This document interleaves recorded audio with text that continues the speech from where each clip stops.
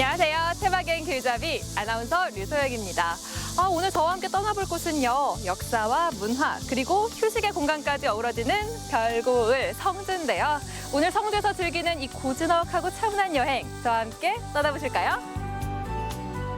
역사와 전통 그리고 시간이 찬란한 기품으로 빛나는 고장. 산자락에 둘러싸인 너른 평야가 풍요로움을 선사하는 경북 성주. 일상에서 만나는 소소한 풍경과 세월이 켜켜이 쌓인 삶의 흔적이 진한 감동으로 다가오는 그곳. 손길을 만든 손주들의 지혜가 진짜 예사롭지 않습니다.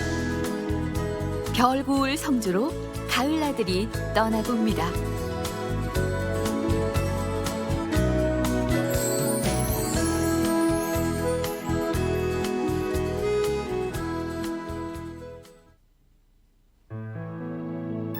성주군 월안면 선석산 자락.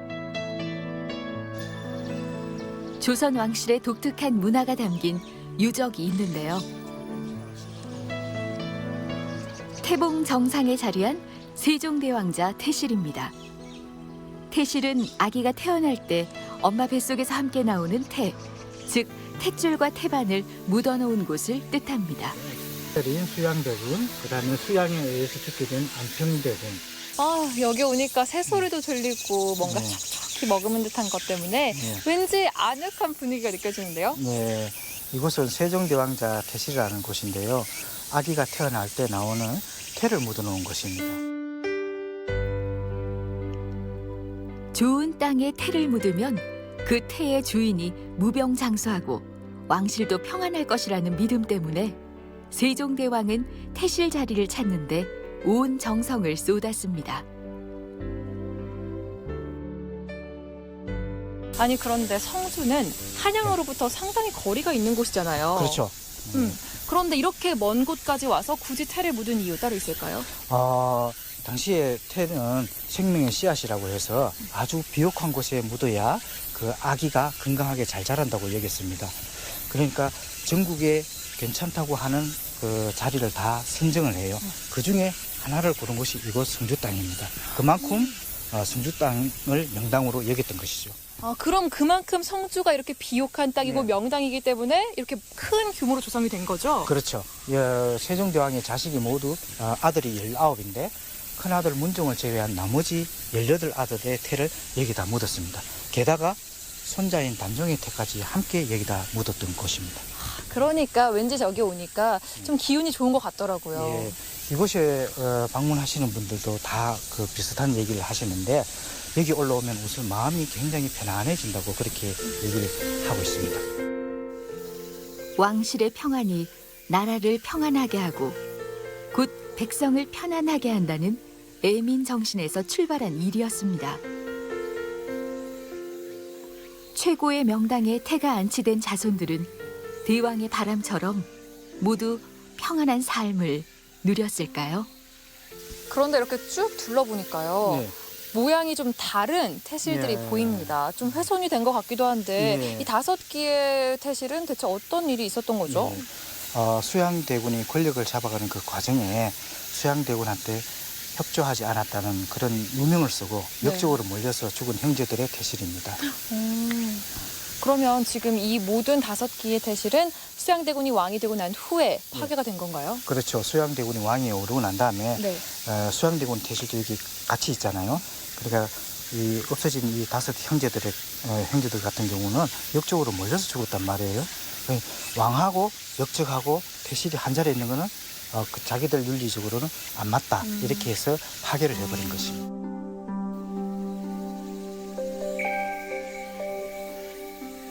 세종대왕은 온 정성을 쏟아 왕실의 안정과 자식들의 우애를 기원했지만 역사는 그들의 삶을 전혀 다른 길로 이끌었습니다.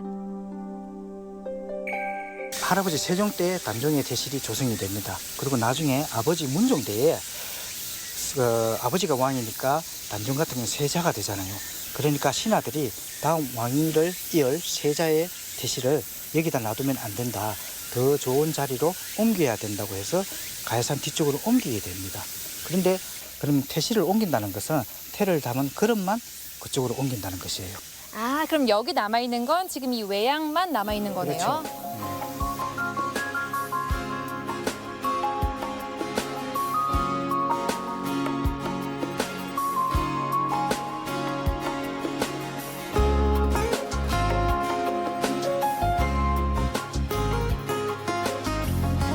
성주는 생명의 탄생과 더불어 죽음의 문화가 고스란히 깃든 고장입니다.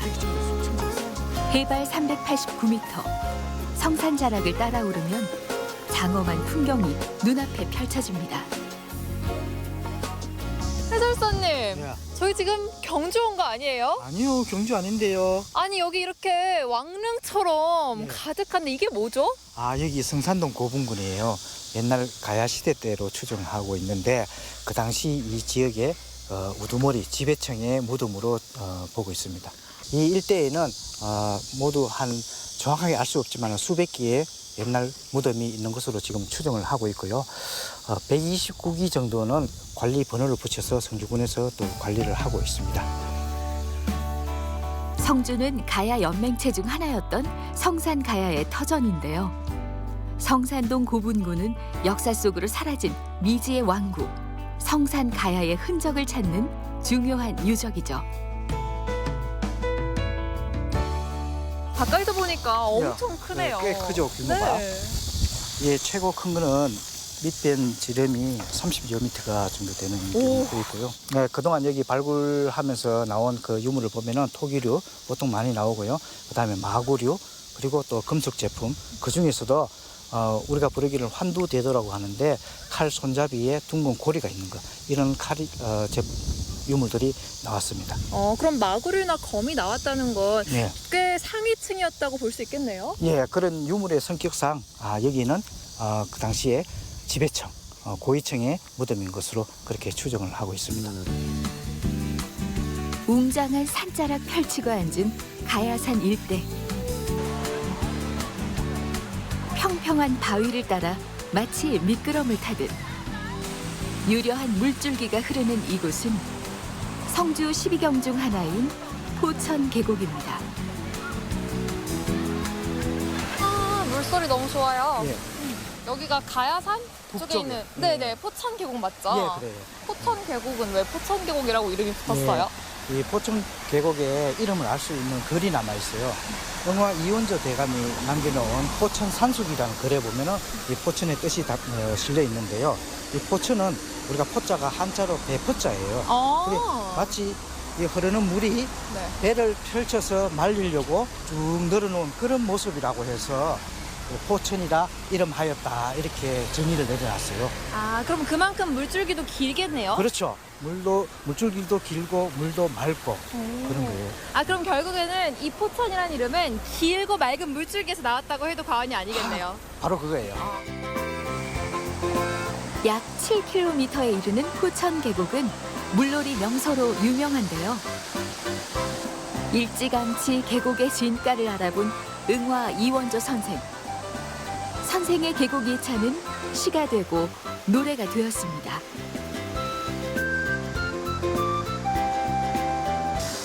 이렇게 사막이 녹음으로 둘러싸여 있고 예. 또 맑은 물이 졸졸 흐르는 소리까지 네. 과연 옛날에 선비들이 이곳에서 심신을 다루기에 제격이었을 것 같은데요. 예, 이곳에 보시면은 경치가 참 좋잖아요. 이거 딱 보면은 시를 쓰고 싶은 마음 막 갑자기 시선이 막 떠오르고 이럴 거 아니에요. 네. 여기에 이 포천 구곡이란 시를 남긴 유명한 분이 계세요.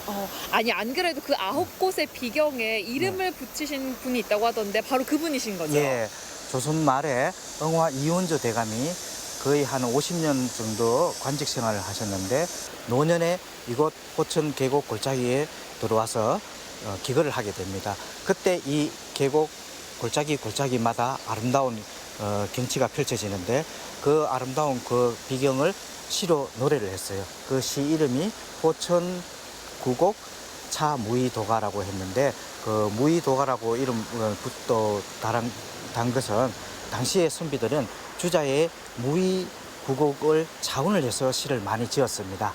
그래서 그런 이름이 붙여졌고요. 여기는 꼭 그 지리산 같아요. 물길 따라 발길 따라 선생이 걸었을 길.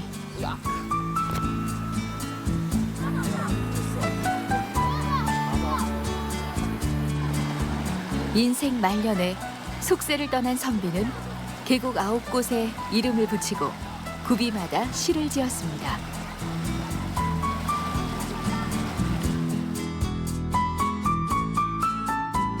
아니 여기는 포천계곡이 9곳, 그래서 9곡이 있다고 했거든요. 예, 예. 그 중에서 여기가 어딘가요? 여기 세 번째 구로동이에요. 아, 3곡인 구로동. 구로동, 그 예. 이름이 왜 구로동이에요? 아, 이 주변에 있는 9 노인이 여기 와서 물놀이를 했대요.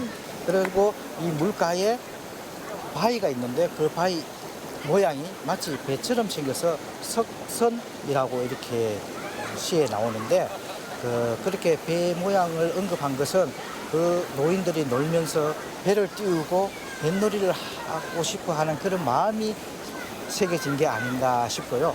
그리고 그 물놀이 한 흔적을 바위에다 새겨놨어요. 바위예요? 예. 어디 있어요? 여기 있네요. 여기. 예. 구로동. 예. 안 그래도 여기가 보니까 신선 노름하기 딱 좋은 곳인 것 같은 게 예. 깊은 곳도 있고 얕은 예. 곳도 있고 네. 또 물줄기도 세고. 세고, 그렇죠. 재밌을 것 같아요.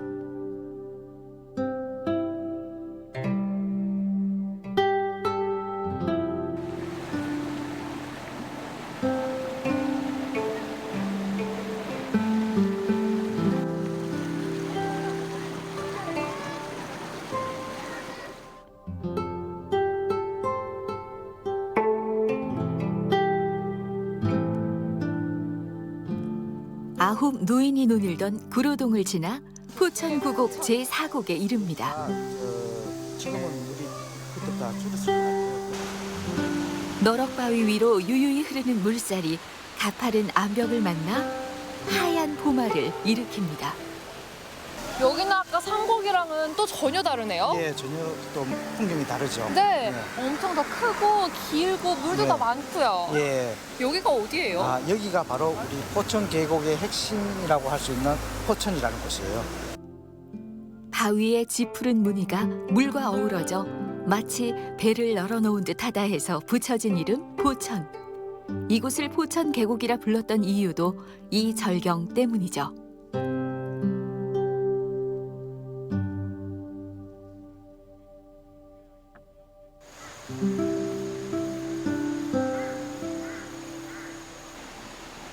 산마루에서 계곡을 타고 달려가는 바람소리.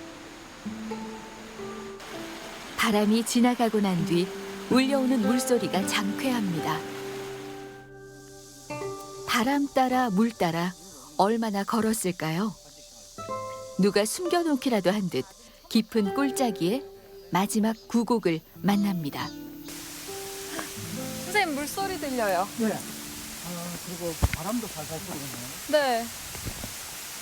여기 오니까 왠지 막 속세랑 떨어진 것 같아요. 와, 이렇게 또 마지막 폭포까지 숨어 있었네요. 와, 아니 저희가 9곡을 쭉 지나왔잖아요. 다 오픈된 곳이었는데 역시 마지막은 정말 활용 정점입니다. 네. 폭포가 이 소리 좀 들어보세요. 네. 이게 바로 지금 마지막 홍계동인 거죠? 예, 여기가 홍계동이 뭐예요? 여기가 제9곡 마지막 홍계동인데 우리가 이렇게 경치가 좋은 곳에는 마치 신선히 살고 있을 듯한 그런 생각이 안 드세요? 제일 위쪽에 새로운 세상, 넓은 세상이 펼쳐진다는 거예요. 그래서 홍계, 이 이상향이 되겠죠. 그런 곳으로 이렇게 표현을 해놨습니다. 보통 때에는 물이 양쪽으로 내려와요. 그 폭포가 두 갈래가 되는 거죠. 그래서 내려오면서 여기서 하나로 합쳐가지고 흐르게 되는데 그 폭포가 두 갈래로 내려와서 하나로 합친다는 그 모습을 저쪽 바위에 또 새겨놨어요. 분합폭이라고 나눠졌다가 합친다는 그런 걸 새겨놓고 그리고 지금은 물소리가 이렇게 좀 작아서 우리가 대화하는데 지장이 없지만은 보통 때에는 물소리가 너무 우렁차고 시끄러워서 서로 마주보고 대화하기가 힘들 정도로 그 정도의 큰 폭포 소리가 납니다.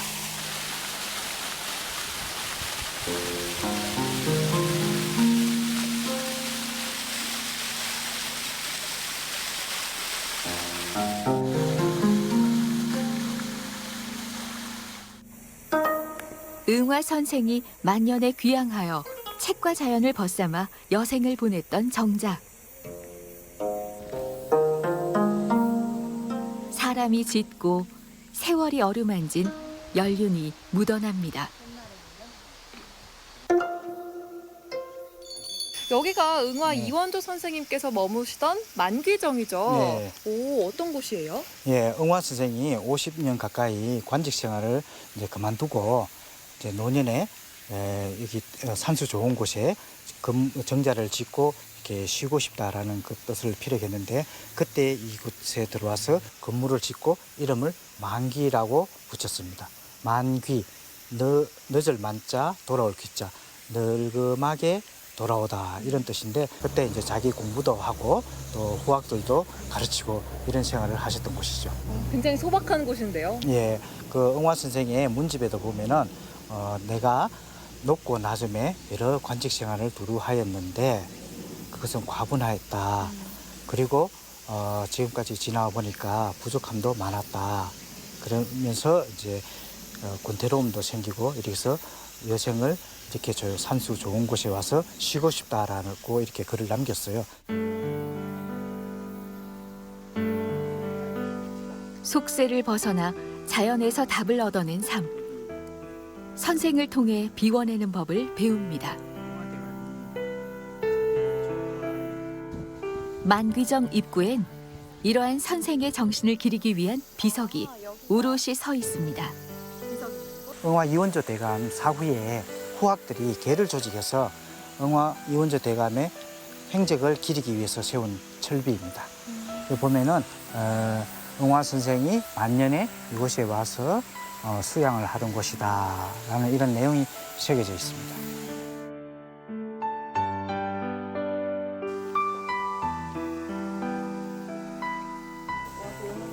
큰 바위를 석축으로 삼은 담장.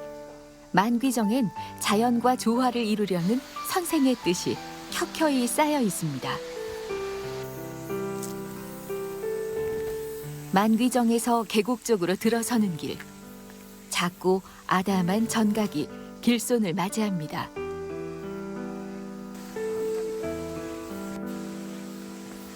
그러니까 이게 만산일봉루. 오, 이게 무슨 뜻이에요? 예, 요 주변의 경관, 가을산 뒤쪽의 어떤 경관을 함축적으로 표현한 것입니다. 여기에 이제 폭포가 딱 보이잖아요. 폭포가 제일 잘 보이는 곳에 이 건물이 지금 서 있는데 여기는 가을산 뒤쪽에 골짜기가 깊잖아요. 그러면 물도 깊고 많은 물들이 만산, 많은 산에서 물이 쭉 내려오는데 그것이 여기에 만귀정이나 폭포에서 하나로 합쳐져 가지고 내려간다 이런 것을 이제 글로서 표현해 놓은 것이죠. 그리고 또 여기에는 옛날 그 스님들이 말하던 그런 철학적인 의미가 담겨 있습니다. 이치와 원리에 관한 그런 것을 담고 있는 것이죠.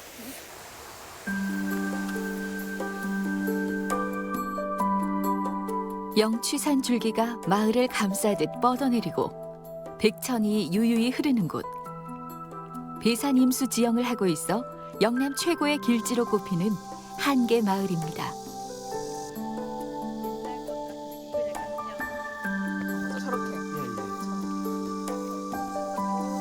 여기 오니까요. 왠지 드라마 세트장, 영화 촬영장 이런 예. 느낌이 나요. 옛 느낌이 그대로 나죠. 네, 예. 조선시대를 그대로 복원해서 탁 갖다 놓은 것 같은데 예. 또 여기 가장 중요하고 유명한 이 토석담 주변을 걸으니까 정취도 더하고요. 예, 지금 한개 마을의 담장들은 전부 다 토속담으로 되어 있는데 이게 전체 길이가 한 3,300m 정도 돼요. 그리고 이 담들이 우리가 보통 보면은 요즘 담들은 콘크리트로 직선으로 되어 있잖아요. 이렇게요, 네. 예, 근데 여기는 이 토속담이면서 곡선으로 쭉 이렇게 이어져 있잖아요. 그러니까요. 예. 아, 여기도 방금 딱 보면 이렇게 동그랗게 아래로 예. 내려가더라고요. 예. 이때 너무 아름다운 거 있죠? 우리 한국의 미라고 할 수 있는 그런 곡선미를 느낄 수 있는 그런 부분입니다. 어떻게 이렇게 지을 생각을 했을까요? 뭔가 더 유려한 맛이 있는 것 같아요. 가옥들은 각자의 영역을 넘지 않으면서 자연스럽게 연결돼 있는데요. 토석담과 어우러져 아름다운 동선을 이룹니다. 한계 마을은 1450년경 진주 목사를 역임한 이후가 개척한 이래 성산 이씨들이 대를 이어 살아온 집성촌입니다. 대부분의 고택은 18세기 후반에서 19세기 초반에 지어진 것들이죠.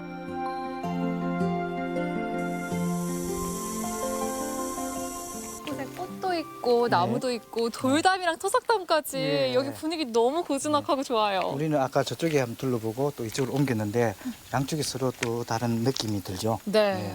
진짜 너무 멋있는데요. 어? 엄청나게 큰 바위가 있어요. 아, 네. 여기 이 바위가 네. 이게 그냥 서 있는 바위가 아니라 어떤 의미를 담고 있는 그런 소중한 바위예요. 그냥 이렇게 봐서는 무슨 의미가 있는지 잘 모르겠는데요. 예, 조선시대 때 이 한계 마을에서 광해군대부터 해가지고 과거급제자가 33이나 나왔어요.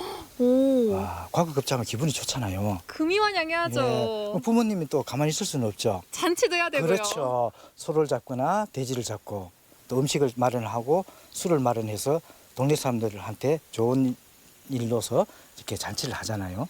그때 잔치할 때 음악이 없으면 안 되겠죠. 그래서 그 음악과 함께 흥을 돋궈줄 놀이패를 부르다가 놀았다고 해요. 그때 그 놀이패들이 밧줄을 묶어서 줄타기를 하는데 그 줄타기 하는 밧줄을 단단하게 묶었던 바위가 이 바위예요. 그래서 이 바위를 광대바위라고 부르게 되었습니다. 그리고 여기도. 그리고 이 광대들이 이 주변에서 놀았다고 해서 이 주변 골목 일대를 광대거리라고 그렇게 불렀습니다. 청운의 꿈을 이룬 뒤 금이 환영하며 걸었을 길. 한계마을은 과거 급제자뿐 아니라 호위무사, 성리학자 등 걸출한 인재를 기원했습니다.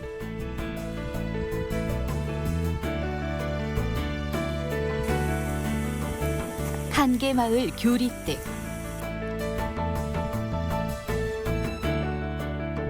오랜 내력을 이어온 고택 특유의 기품이 엿보입니다. 여기는 또 다른 매력이 있는 곳인데요. 여기는 어떤 곳이에요? 예, 이 집은 교리댁이라고 불리는데요.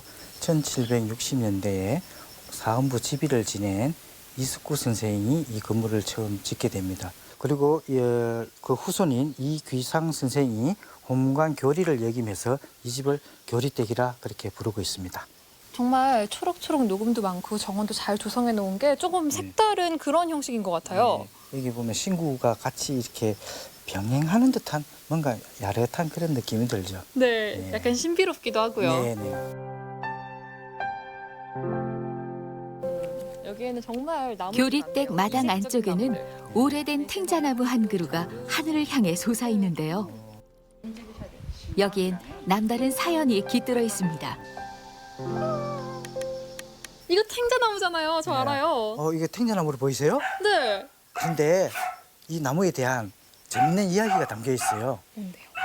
원래는 이게 귤나무였어요. 뒷집에 살고 계셨던 응화 이원조 대감이 조선 말에 제주 목사로 부임을 하셨어요. 그때 좋은 선정을 베풀어서 제주도민이 고맙다고 감사의 뜻으로 귤나무 세 그루를 선물로 준 것을 가져왔어요. 그때 가져온 그 세 그루 중에 유일하게 지금 남아있는 한 그루예요.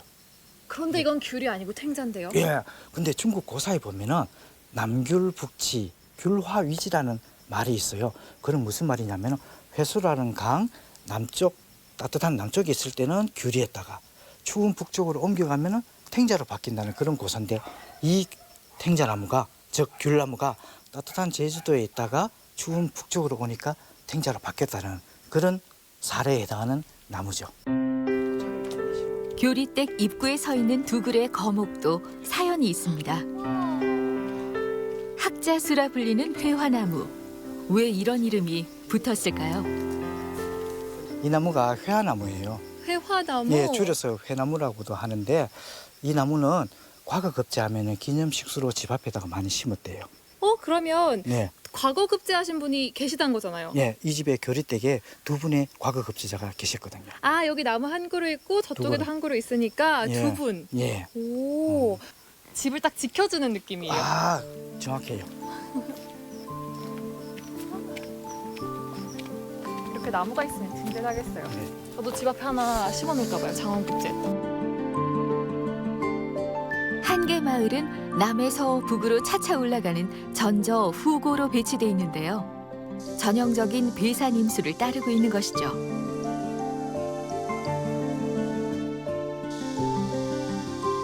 마을의 가장 위쪽, 영취산 기슭에 자리한 한주 종택.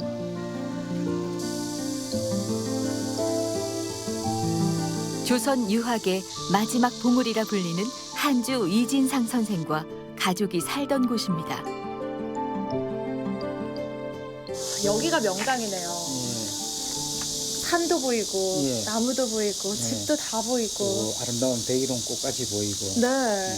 여기가 지금 한계마을 가장 위쪽에 있는 집인 거죠? 네, 여기가 동네 제일 안쪽에 있는 네. 한주 종택입니다. 한주 이진상 선생의 아드님이신 대개 이승희 선생의 생가이기도 한데요. 1905년 을사늑약이 체결되자 강력하게 저항을 합니다. 그러다가 일본 경찰에 붙들려 가지고 또 감옥 생활까지 하면서 저항을 하게 되었습니다.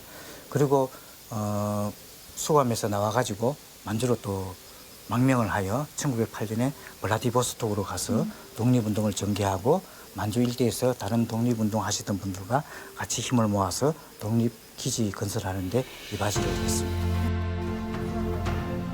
나라가 어려울 때 분연히 일어서 대의를 따른 이들, 한계마을엔 고결한 정신이 스며 있습니다.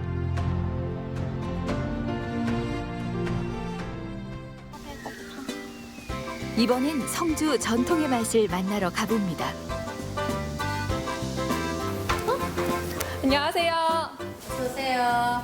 어머님, 제가 여기에 성주를 대표하는 별미가 있다길래 찾아왔거든요. 맞나요? 잘 찾아오셨습니다. 예, 저기가 계시면은 금방 맛있게 해드릴게요. 알겠습니다. 기다리고 있을게요. 네. 이 장이 음식의 핵심 포인트. 장을 넣어 잘 버무린 돼지고기를 석쇠로 노릇하게 구워줍니다. 된장 같기도 쌈장 같기도 한 장까지 곁들여져 한상 차림이 완성됐습니다. 와, 어머님 한상 차림 차려주셨네요. 네. 아니 제가 여기 오기 전에 포천 계곡 가서 이 시원한 계곡 물도 보고 또 한계마을 가서 이 정취도 느끼고 왔거든요. 네. 그런데 성주에서는 빼놓을 수 없는 향토 음식이 있다고 하더라고요. 네. 그게 바로 이 차림인 거죠? 예, 이게 바로 등게장 쌈밥 정식이에요. 아, 등겨장이요? 예. 저는 여러 가지 장을 다 알고 있지만 등겨장은 처음 들어봤거든요. 등겨장이 네. 뭐예요? 마지막 보리쌀 가루가 나와요. 그 등게로 반죽을 해서 아궁이 불로 서서히 구워가지고 발효를 시켜서 만든 장이에요. 아, 그럼 예. 보리 등겨로 만든 장, 이게 등겨장인 거네요? 예, 예. 그럼 이걸 어떻게 먹어야 맛있게 먹을 수 있을까요? 네, 요거는 쌈도 싸 먹을 수 있고요. 입맛 없을 때 밥을 비벼서 드시면 좋아요. 드시고 그냥도 찍어 자시면 좋고. 색깔은 약간 된장 같아요. 약간 칼칼한 쌈장 같은 맛이 나는데요? 줄기 맛. 예, 고구마 줄기. 시큼한 맛이 난다 해서 시금장으로도 불리는 등겨장은 경상도를 대표하는 토속장입니다. 지금이야 별미로 찾지만 먹을 것 변변치 않았던 시절엔 고맙고도 소중한 찬이었죠. 맛있어요? 많이 드세요. 잘 드시네. 제가 매운 걸 잘 못 먹는데 이 매콤한 맛이 이렇게 목구멍을 타고 쭉 내려가더라고요. 네. 매운 거 맞죠? 예, 그 매운 고춧가루가 네. 조금 더 갑니다. 예. 안 그래도 그래서 그런지 이렇게 쌈 싸 먹을 때도 약간 느끼함을 잡아주는 것 같고 네. 또 밥에다 싸 먹으니까 뭔가 약간 처음엔 달짝지근한가 싶더니 또 끝맛이 맵고 네. 그렇지. 그게 약간 감칠맛을 주면서 계속 손이 가게 만들더라고요. 예. 그리고요, 이 고기가 저는 좀 독특했어요. 이 고기가 매콤한 맛이 살짝 나면서 느끼한 맛이 없는 이유는 뭐죠? 여기다가 등게장이 들어가요. 등게장이 들어가기 때문에 담백하고 깔끔해요. 그러면 예전부터 성주에서 등겨장을 좀 많이 먹었을 것 같은데요? 예, 성주뿐만 아니고 이 경상도에서도 즐겨 먹는 음식이에요. 이게 저염 음식이라 가지고 모두 건강에 좋아요. 왠지 저도 예. 건강해질 것 같아요. 예.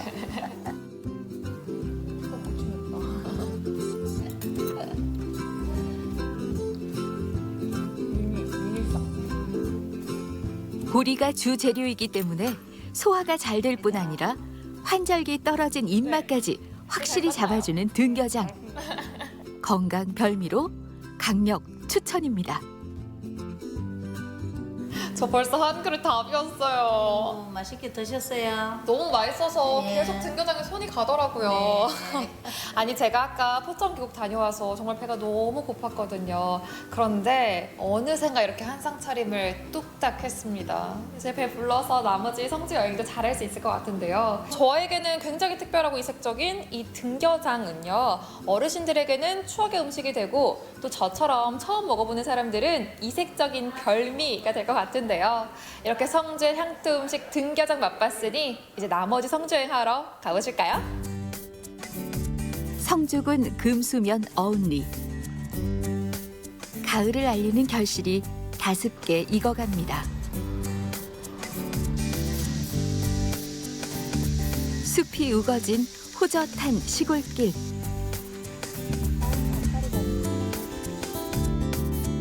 고사리가 짙은 초록밭을 이루며 흐드러지게 자라고 있습니다.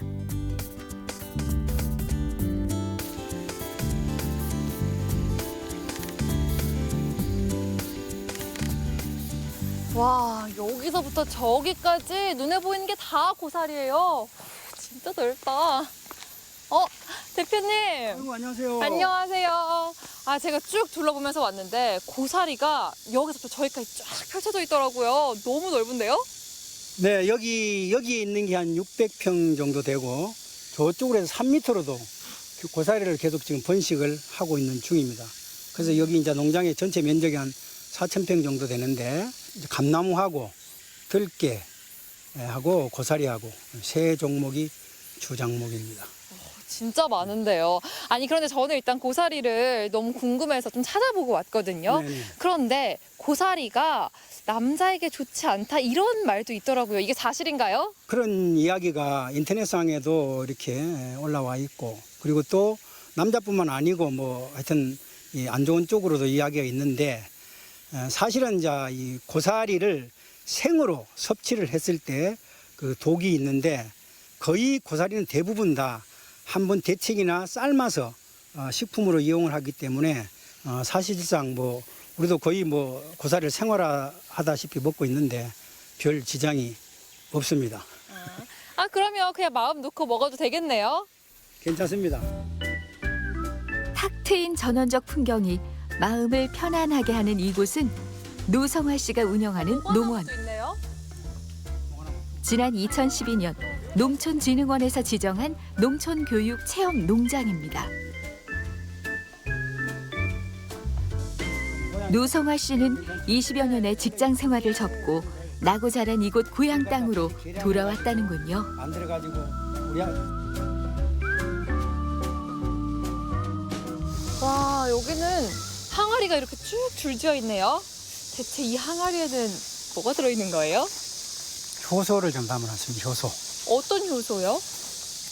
주로 솔순하고 이 근처에서 나는 쑥, 이 초봄에 나오는 쑥을 이 꼭지점 부분만 따서 주로 이제 두 가지가 제일 많습니다. 그러니까 솔순이란 쑥을 발효시켜서 만든 효소가 네. 지금 이 안에 있는 거죠? 네. 대표님 그럼 저 맛 한번 볼 수 있을까요? 왜? 이거 한번. 이거 제가 들고 있을게요. 네. 2014년도에 담궜는 거네요. 네. 시간이 흐를수록 고요한 풍미를 더하는 기다림의 미학. 한 땀 한 땀 숨 쉬며 익어가는 발효 음식은 우리 식문화와 뗄래야 뗄 수 없죠.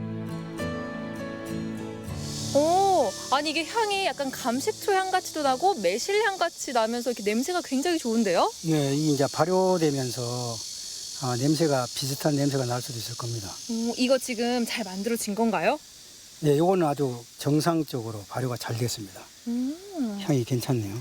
빨리 맛보고 싶어요. 네, 조금 이따가 한잔 합시다. 그리고 좀 진한기 좀 안 좋은 분들은 물을 좀 많이 풀어요. 만든 이의 정성과 세월을 고스란히 담아낸 효소차.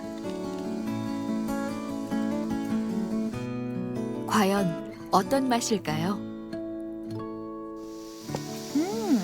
아니 좀 진하다고 하셨는데 제 입에는 딱인데요. 아유, 그렇습니까? 네, 이 고명이 톡톡 씹히는 맛까지 제 스타일이에요. 아우, 그런데 이 농원 이렇게 규모도 큰데 언제부터 왜 시작하게 되신 거예요?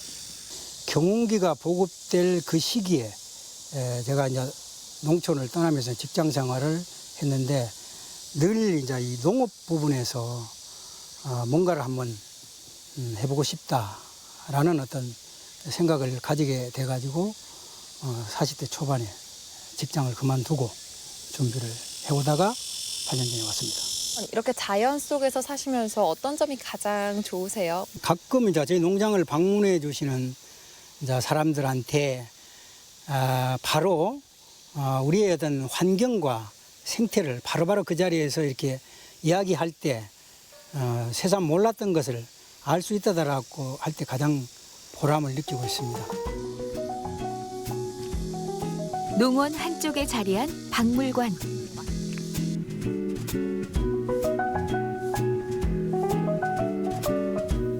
(1960년대에서 90년대까지의) 생활사를 한눈에 볼 수 있는 물건들이 전시되어 있습니다. 안으로 들어오니까 밖이랑은 전혀 다른데요. 농원이랑은 상반된 그런 느낌이에요. 뭔가 역사를 거슬러 온 것 같은 느낌? 이런 것들 다 제가 할머니 댁에서 보던 것들이거든요. 이렇게 많은 물건들을 대표님 대체 어떻게 모으신 거예요? 뭐 한 모으기 시작했는 건 한 25년 정도 됐는데요. 주로 이제 댐이 수몰되면서 거기에 거주하시던 분들이 다른 데로 이사를 가면서 참 손때 묻은 이 가구나 물건들을 다 이렇게 내버리고 가는 것이 아까워가지고 모으게 된 동기가 됐습니다. 그래서 그 이후에 주변 사람들이 많이 이런 것들이 나오면은 연락을 해줘가지고 그래서 거의 다 여기에 있는 거 한 반 정도, 한 50%가 아마 다 기증을 해주신 겁니다. 이곳에 전시된 물건들은 우리 근현대사가 남겨놓은 귀중한 흔적이자 그 시대를 살아온 사람들의 삶 그 자체입니다. 엄청 이 오래된 세월의 흔적이 느껴져요. 품금 중에서 좀 오래된 겁니다. 이건 추금기잖아요. 중 한번 돌려보세요. 이렇게. 이것도 돌릴 수 있나요? 오. 와.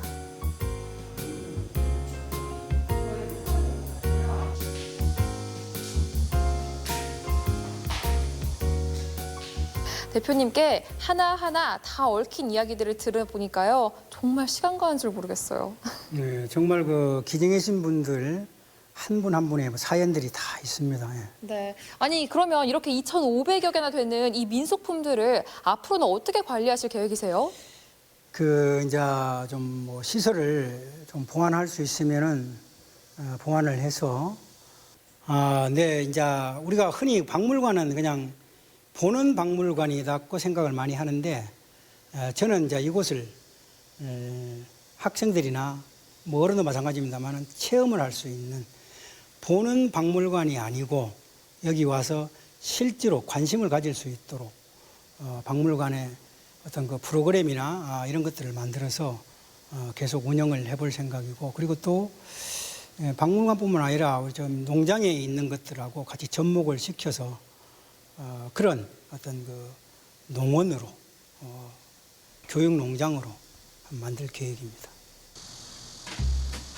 성주읍 중심가에 나지막이 앉아있는 버스 정류장.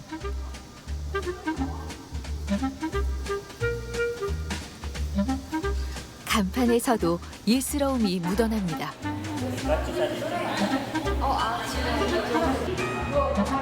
성주 버스 정류장은 1972년부터 운영을 시작한 이래 군민들의 든든한 발이 되어주고 있죠.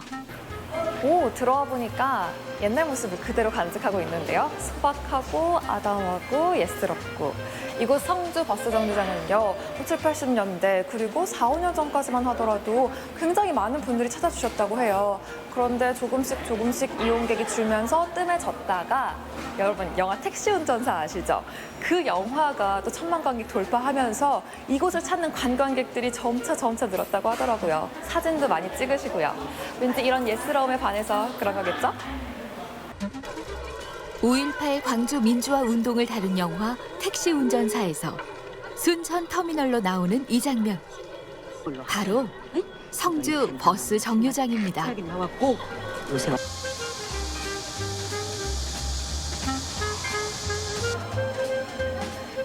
화려한 현대식 건물에 비해 소박하지만 그 시절 정겨운 풍경을 간직한 이곳은 오늘도 수많은 추억과 사연을 담아내며 사람을 기다리고 또 보내고 있습니다. 네, 어머니 안녕하세요. 안녕하세요.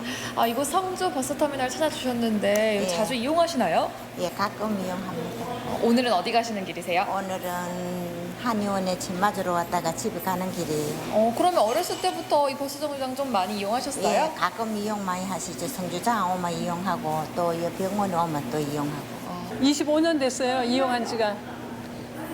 그러니까 여기요, 젊은 시절부터 여기를 성주 주차장을 이용했기 때문에 추억이 담긴 곳이에요. 참 편리해요, 교통도. 버스 정류장 한쪽에 자리한 자그마한 음식점. 안녕하세요. 어머니 혹시 여기 택시 운전사에서 소중한 국수 먹던 집 맞나요? 저도 먹어보려고 왔습니다. 네, 한 그릇 주세요.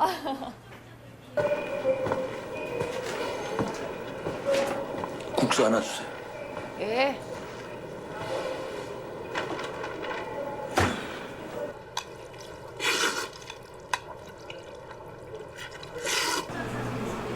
영화 덕분에 찾는 손님이 많아졌다는데요. 일명 송강호 국수로 통할 정도라네요. 네, 맛있게 드세요. 알겠습니다.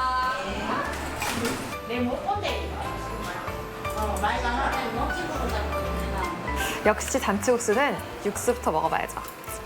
볼까?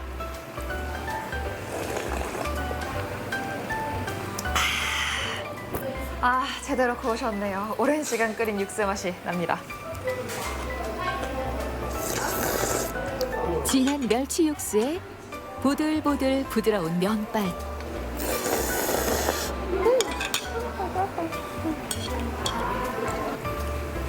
버스 기다리는 동안 헛헛한 속을 달래기엔 요 잔치국수만한 음식이 없습니다.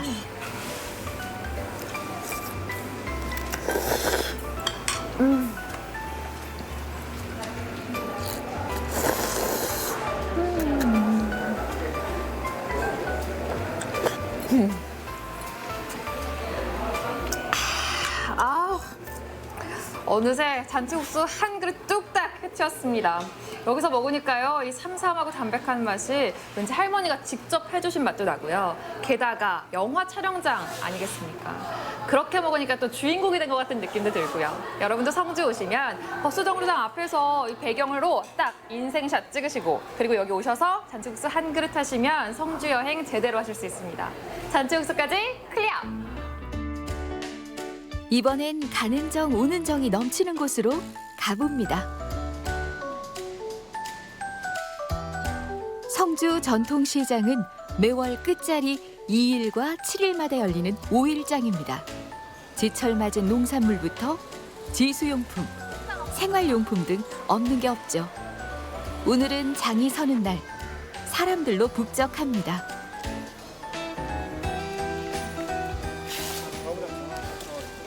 아니 제가 오늘 성주 여행을 쭉 하다가 지금 성주 시장에 왔거든요. 그런데 굉장히 오래된 곳이라고 들었는데 너무 현대적이고 또 깨끗해요. 네네네. 저희 시장은 이제 1800년대부터 자연 발생적으로 이렇게 형성되어서요. 1887년 이제 2일 7일 정기 시장으로 이제 개설이 되었습니다. 네. 그렇게 해오다가 2015년도 12월 달에 이제 현대화 사업을 마치면서 이렇게 새롭게 단장을 하게 되었습니다. 사실 성주는 이제 참외가 가장 유명한데 성주인데요. 전국적으로 유명한 성주 참외를 비롯해서 각종 신선한 농산물 그리고 손맛이 돋보이는 음식점, 여기 총 45개 점포와 154개의 노점이 이렇게 활동하고 계십니다. 그래서 뭐 경북 어디보다 이제 저렴한 가격에 좋은 상품을 만날 수 있는 그런 정이 있는 시장입니다. 현대화가 되면서 시장의 모습은 조금 바뀌었지만 변화돼 변하지 않는 것. 바로 전통시장만의 넉넉한 인심입니다. 내 사랑 과일들. 형형색색 즐비한 패션이 젊은 여심까지 사로잡았나 봅니다.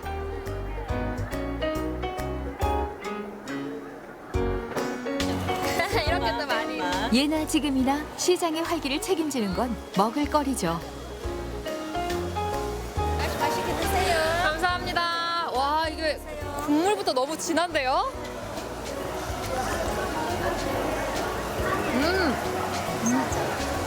아니, 이게 깨가 들어가 있어서 그런지 엄청 고소해요.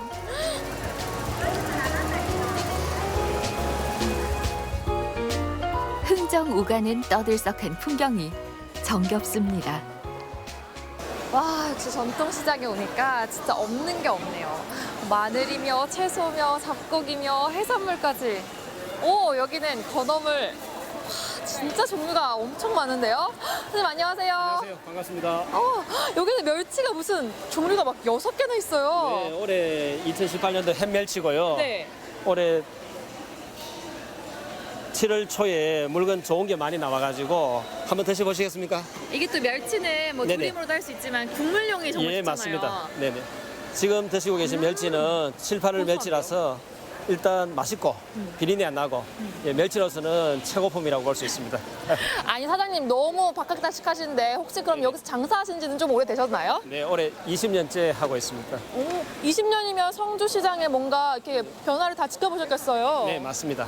과거에는 전통시장을 찾아주시는 분들이 지역 주민들이 많으셨고요. 지금은 이제 지역 주민에다가 이제 외지에 계신 분들, 특히 가족 단위 분들이 나오셔가지고 전통시장도 오셔가지고 물건 구매하시고 또 지역의 여러 관광 명소에 가셔가지고 또 즐기시기도 하고 그런 추세로 가고 있습니다. 장사한 지 한 30년 뭐 정도 됐습니다. 그래도 그전에는 참 이렇게 비가 온다든지 하면은 많이 이제 이래 천막을 쳐야 되고 또 이래 제품에 비가 떨어지고 상당히 힘들고 했는데 이 뭐 현대화되고 나서는 많이 이제 편리해졌고 그래서 손님들이 비가 와도 들어오면 이 안에서 계속 뭐 상점가를 뭐 다닐 수가 있어가지고 아주 편리해졌습니다. 깨끗해진 시설에 저렴한 가격은 기본. 모두들 양손 가득 장바구니가 넘칩니다. 어머니 오늘 장 보셨나봐요. 어떤 거 사셨어요? 오늘요 생선도 사고 뭐 과자도 사고 뭐 사과도 사고 많이 샀어요. 한 다발을 사셨는데요. 예. 여기 성주시장은 이용하신 지 좀 오래되셨어요? 예. 오래됐지요. 한 30년 넘었습니다.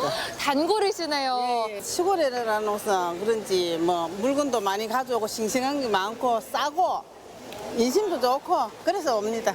전통시장 하면 좀 이렇게 지저분하고 이랬는데 성주는 아케이트도 다 설치를 하고 시장이 굉장히 깨끗합니다. 그리고 한번 돌아보시면 그 품목도 좀 다양하고 그리고 고향 같은 이런 좋은 느낌도 있고요. 성주 읍엔 또 하나의 명소가 있습니다. 천연기념물 제403호 성박숲. 하늘 향해 굽이굽이 뻗은 가지들만 봐도 그 세월을 짐작케 하는데요. 몇 아름이 넘는 이 나무들은 반천년을 살아온 왕버들입니다. 도시 생활로 지친 몸과 마음을 휴식하는 데는 이만한 곳이 없는 것 같아요. 나무와 자연이 어우러진 곳. 왜 그 휴식할 때 휴라는 한자 있잖아요. 그게 사람이네, 나무, 목 이렇게 결합이 된 거거든요. 사람이 나무에 기대어 쉰다. 그렇기 때문에 우리는 이렇게 자연 속에 있을 때 가장 평온한 거 아닐까요?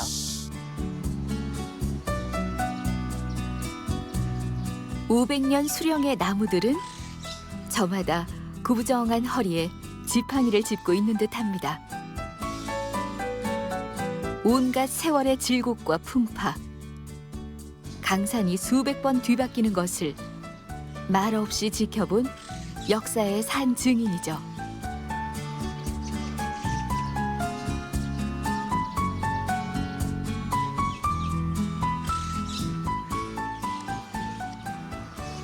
이곳 성박숲에는요, 굉장히 재미난 전설이 있거든요. 아주 예전에 저 멀리에 바위가 하나 있고 또 저 반대편에 큰 바위가 하나 있었대요. 그런데 두 기운이 너무 충돌하다 보니까 그 가운데 지점에 이렇게 성박숲을 조성해서 기운을 상쇄시킨 거죠. 그래서 여기에는 55그루의 왕 버드나무가 있는데요. 각각의 버드나무마다 다 이름이 있어요. 저기 보시면 이렇게 55-12, 55-13 이렇게 있는데 이건 뭘 의미하냐면 총 55그루의 왕 버드나무 중에 12번째 나무, 13번째 나무 이렇게 각각 고유의 이름이 붙은 거죠.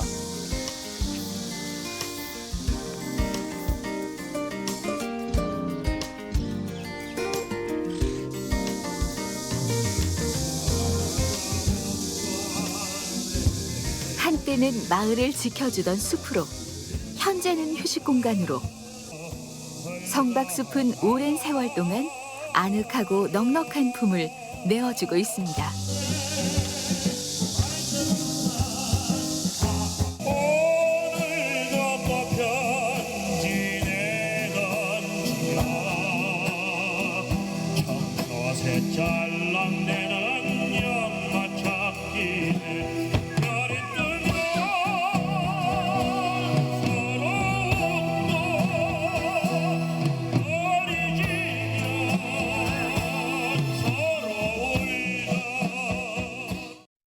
성박숲 이 음악회 찾아주셨는데 어떠셨어요? 네. 오늘 점심 먹고 시간이 나서 그냥 우연히 들린 곳인데 너무 넓고 잘 꾸며져 있고 땀 흘리는 것도 있게 할 만큼 괜찮은 시간이었어요. 좋은 시간이었어요. 네. 그럼 혹시 성박숲 처음이세요? 네, 처음 왔어요. 처음 와보시니까 어떠세요? 생각보다 고목들이 많아서 이렇게 오래된 숲이 좀 아직까지 있구나 그런 생각 들었습니다. 여기 음악회도 같이 하더라고요.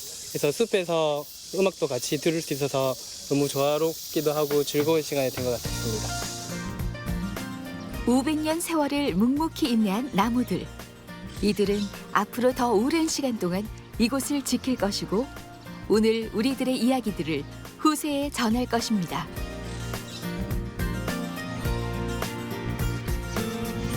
성박숲은 우리의 자연과 문화, 신앙과 풍수지리 이 모든 것이 다 고려돼서 조성된 그런 숲인데요. 성주에는요 이렇게 전통적 자연관이 곳곳에 녹아 있습니다. 성주는 옛것을 잘 간직하고 보존하는 그런 곳이죠. 여러분 지금 딱 여행하기 좋은 계절이 찾아오고 있는데요. 뭔가 차분하고 좀 고즈넉한 분위기를 즐기고 싶다. 거기에 휴식까지 하고 싶다. 그렇다면 이곳 별고을 성주는 어떨까요?